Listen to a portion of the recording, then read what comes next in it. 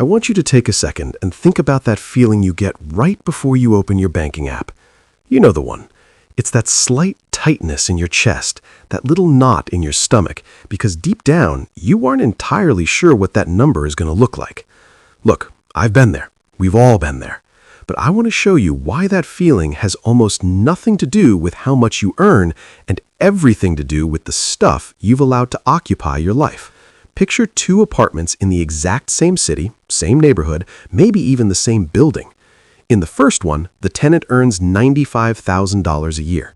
You walk in and see a massive 75-inch TV, a $4,000 leather sectional, and a kitchen overflowing with gadgets, most of which are still sitting in their original boxes. Their closets are bursting with clothes, many still sporting the price tags. But here's the kicker. This person checks their bank account with that exact same knot in their stomach because they're literally 2 missed paychecks away from a total financial crisis. Now, look at the second apartment.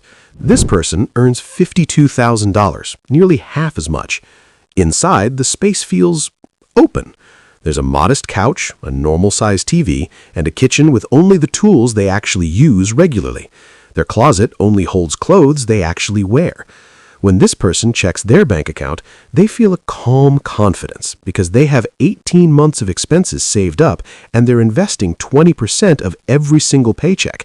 It's the same neighborhood, but the person making half the income has nearly 10 times the financial security.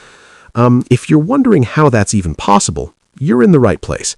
This isn't a story about income.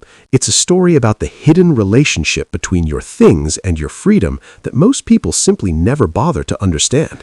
Before we dive into the rules that will change your life, I need you to do one thing: subscribe to the channel and stay attached to this journey. We aren't just talking about money, we're talking about buying back your life, and you don't want to miss the steps that come next. Here's the thing. Every single object you own has ongoing costs that you've probably never even bothered to calculate. Everything you own actually costs you money twice. The first cost is the obvious one, the number on the receipt. But the second cost is the silent killer. It's the cost of storage, maintenance, mental energy, and opportunity. Think about that treadmill sitting in the corner of your room. You paid for it once at the store, sure, but in most urban areas, space costs you about $30 to $50 per square foot every year. A treadmill takes up about 20 square feet when you factor in the clearance space around it, which means you're paying $600 to $1,000 a year in implicit rent just to store a piece of equipment that mostly just hangs clothes most days. And it's not just space. Every item you own occupies a small slice of your attention. It has to be cleaned, organized, insured, and eventually gotten rid of.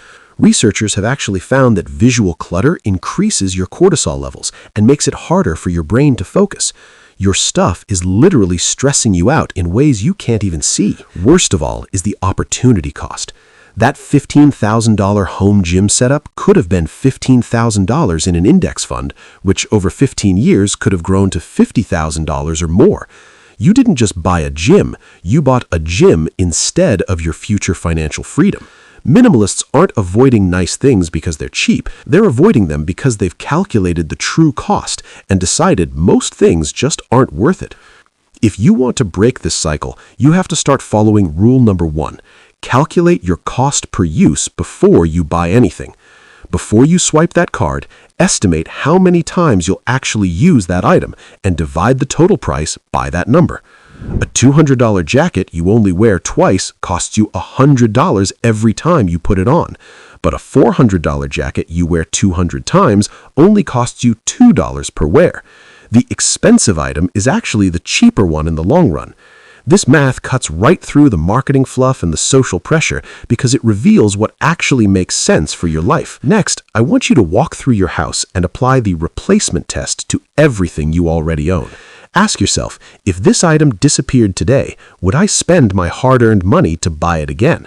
For most of the junk in our cabinets, that bread maker or those clothes from 3 years ago, the answer is a hard no.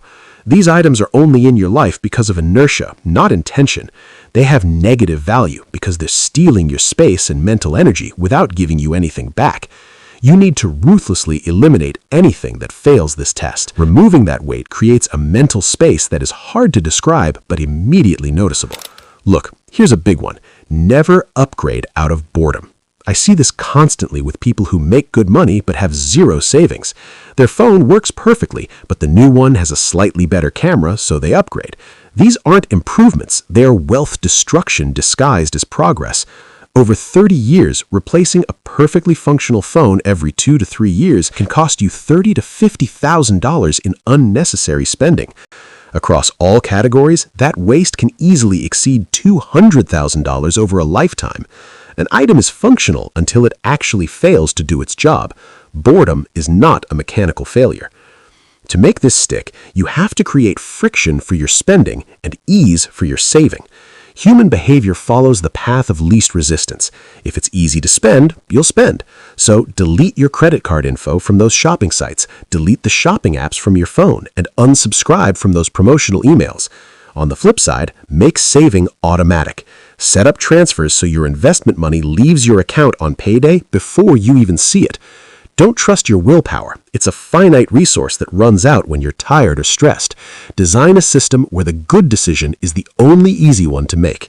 The 24-hour waiting rule alone can eliminate about 70% of impulse purchases.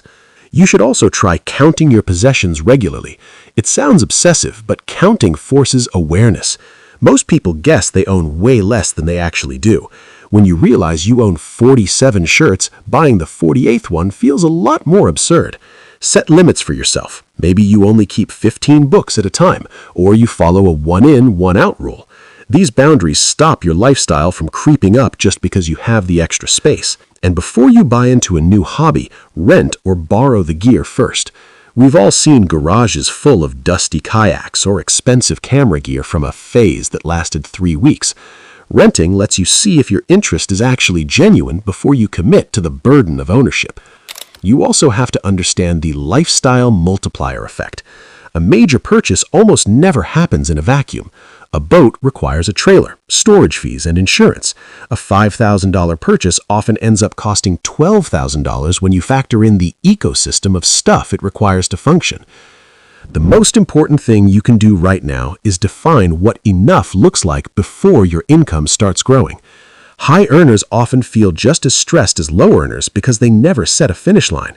Decide now what kind of home and car actually meet your needs. If you decide that a $60,000 lifestyle is enough and then you start making $150,000, that $90,000 gap is your ticket to freedom. Look, real wealth isn't measured by what you've accumulated. It's measured by your optionality. True wealth is the ability to walk away from a toxic job or to start a business without worrying about next month's rent. Every time you buy something you don't need, you are trading your future options for a physical object. Finally, practice cyclical decluttering. Spend a few minutes every week looking at what's coming into your home. Removing 3 items a week is sustainable. Trying to remove 300 once a year is overwhelming. Here's the secret. Owning less creates more money, but having more money actually makes it easier to own less. When your investments are growing, that psychological itch to buy stuff for status or security starts to fade because your bank account is already telling you the story you want to hear. This creates a virtuous cycle. Spending less leads to saving more, which creates the security that reduces your urge to spend even further. You have the power to choose which cycle you want to be in. If you want to keep receiving these blueprints for freedom, make sure you've subscribed so you stay attached to this community. Walk through your home today, find 10 things you wouldn't replace, and get rid of them. The choice is simply whether you want to own your possessions or whether you're comfortable with your possessions owning you. Choose freedom. I'll see you in the next one.